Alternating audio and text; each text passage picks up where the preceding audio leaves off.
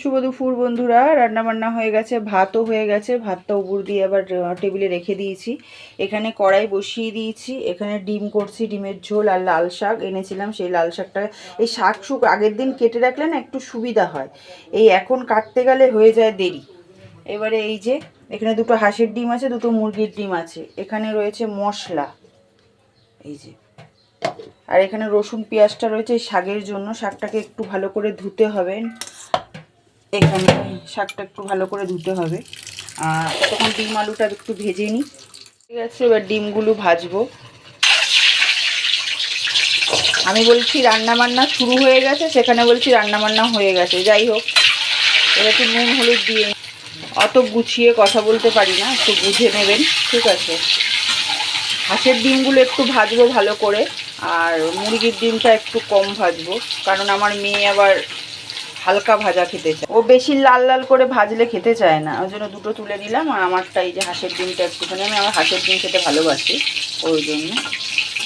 আর এখানে শাকটা জল ছেড়ে রেখেছি, হোক, ডিমটা ভেজে নিই। ভাজা হয়ে গেছে, এবার এই তেলেই আলুগুলো দিয়ে দেবো।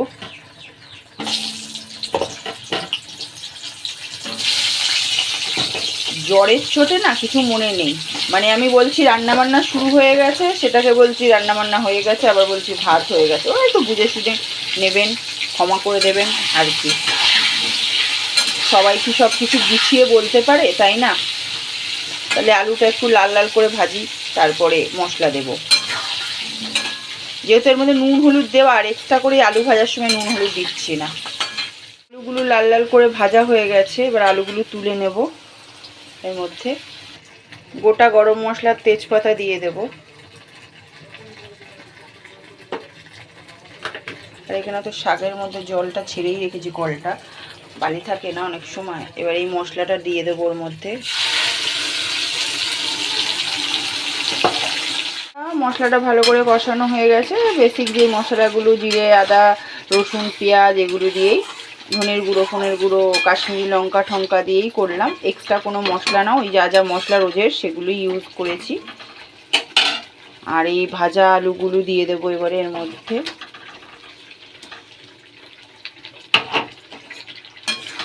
এক্সট্রা আর কি মশলা দেবো, তাই না?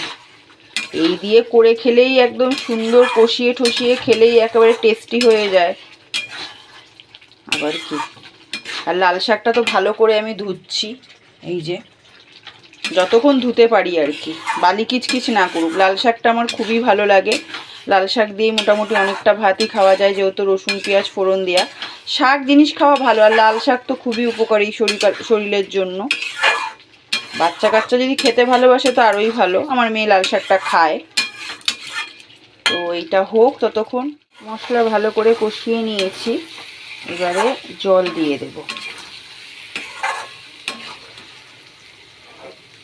পরিমাণ মতন জল দিয়ে দেব।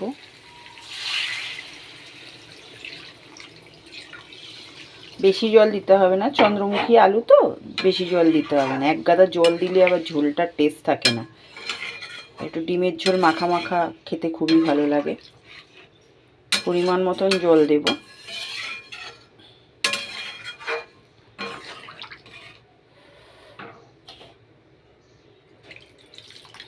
টেলটেলে ঝোল আবার ভাল লাগে না।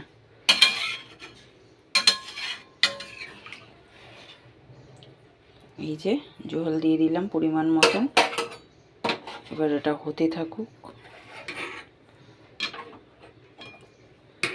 ততক্ষণ ঘরটা মুছে নিয়ে গিয়ে। লাল শাক ভালো করে কষলে কষলে ধুয়ে নিয়েছি, যাতে কোনো বালি কিচকিচ না করে। ভালো করে একদম কষলে কষলে ধুয়ে নিয়েছি। ডিমের ঝোল হয়ে গেছে, কড়াই ধুয়ে বসিয়ে দিয়েছি। এখানে রসুন পেঁয়াজ কুচিয়ে নিয়েছি, রসুনগুলো একটু থেতলে নিয়েছি। তেল গরম হয়ে গেছে, এবার দিয়ে আর একটা কাঁচা লঙ্কা দেবো গোটা। রসুন তো খুবই ভালো, জানেনই, ব্যথা ব্যথা থাকলে কমে যায়। তো রসুনের জিনিস খাওয়া ভালো, মানে সেটা সবসময় নয়, মোটামুটি কাঁচা রসুন তো খুবই ভালো। ওই এক কোয়া রসুনগুলো পাওয়া যায় না, ওই কাঁচা একটা করে যদি খাওয়া যায় না, শীতকালে আর কি, গরমকালে না, শীতকালে খুবই ভালো। আর এই বসন্তকালে তো জানেনই, সর্দি কাশি জ্বর লেগেই থাকে। তো এই সময় 1 কোয়া রসুন যদি একটু ভাতের সাথে খাওয়া যায় খুবই ভালো। যাই হোক, এই রসুন পেঁয়াজটা একটু ভাজা ভাজা হোক। পেঁয়াজ রসুনটা ভাজা ভাজা হয়ে গেছে, বেশি ভাজলে আবার পুড়ে যাবে। এবার এই শাকগুলো দিয়ে দিই। বাচ্চা কাচ্চা লাল শাক খেতে যদি ভালোবাসে না, তো তাদেরকে বেশি করে খাওয়ানো উচিত। শাকটা ভাজা করে নিই। তত রান্নাবান্না করার পরে ঘর দোর মুছে ফেলেছি, রান্নাঘর মোছা হয়ে গেছে, গ্যাস ট্যাস পরিষ্কার করে একদম ঝকঝকে তকতকে করে রেখেছি রান্নাঘর। আবার বিকেলবেলায় রান্নাঘর ওপেন হবে, আর মানে তালা খুলবো, কারণ চা ফা করার জন্য। কড়াইটা মেজে এখানে উপর দিয়ে রেখেছি, জলটা ঝরার পরে উপরে রাখবো। এখন যদি রাখি তাহলে পুরো জলগুলো গ্যাসের উপর পড়বে। এবার চলুন রান্নাটা কমপ্লিট হয়ে যাওয়ার পরে একবার দেখিয়ে দিই। এখানে আছে ভাত, এই যে ভাত ছাড়া চলবে কি করে, ভাত ছাড়া খাবো কি দিয়ে, তার জন্য ভাত। যারা যারা আমার চ্যানেলটাকে এখনও অবধি সাবস্ক্রাইব করেননি, মনে করে একটু সাবস্ক্রাইব করে পাশে থাকবেন, লাইক শেয়ার কমেন্ট করবেন। আপনাদের কেমন লাগে আমার ভিডিওগুলো সেটা কমেন্টের মাধ্যমে জানাবেন। এই হচ্ছে লাল শাক। লাল শাক আর সেই লাল শাকের কালার নেই, সব কিছুই ভেজাল হয়ে যাচ্ছে। আগে লাল শাক রান্না করলে লাল টকটকে থাকতো, ভাত মাখলে হাত লাল থাকতো, ভাতও লাল লাল হয়ে যেত। এখন সব কিছুতেই ভেজাল। যাই হোক, লাল শাকটা আমার খুবই প্রিয়, আমার মেয়েও ভালো খায়। তো এই হচ্ছে লাল শাক। আর এখানে আছে হচ্ছে ডিমের ঝোল।